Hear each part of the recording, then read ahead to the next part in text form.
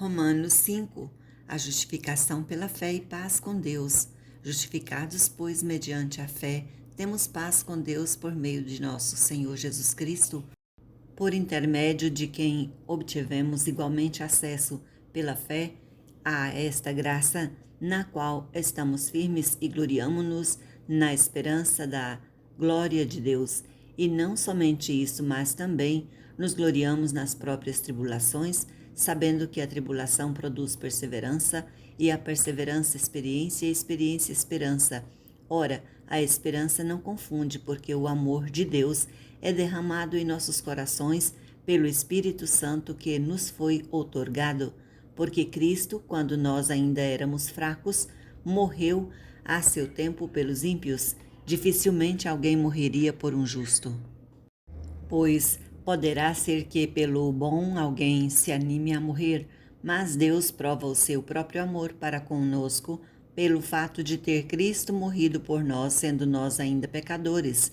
Logo, muito mais agora, sendo justificados pelo seu sangue, seremos por ele salvos da ira, porque se nós, quando inimigos, fomos reconciliados com Deus mediante a morte do seu Filho, muito mais, estando já reconciliados, seremos salvos pela sua vida.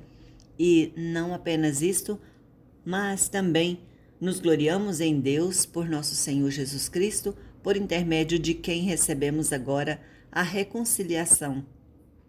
Adão e Cristo. Portanto, assim como por um só homem entrou o pecado no mundo, e pelo pecado a morte, assim também a morte passou a todos os homens, porque todos pecaram. Porque até ao regime da lei havia pecado no mundo, mas o pecado não é levado em conta quando não há lei. Entretanto, reinou a morte desde Adão até Moisés, mesmo sobre aqueles que não pecaram, à semelhança da transgressão de Adão, o qual prefigurava aquele que havia de vir. Todavia, não é assim o dom gratuito como a ofensa, porque se pela ofensa de um só morreram muitos, muito mais a graça de Deus e o dom pela graça de um só homem, Jesus Cristo, foram abundantes sobre muitos. O dom, entretanto, não é como no caso em que somente um pecou, porque o julgamento derivou de uma só ofensa para a reconciliação, mas a graça transcorre de muitas ofensas para a justificação.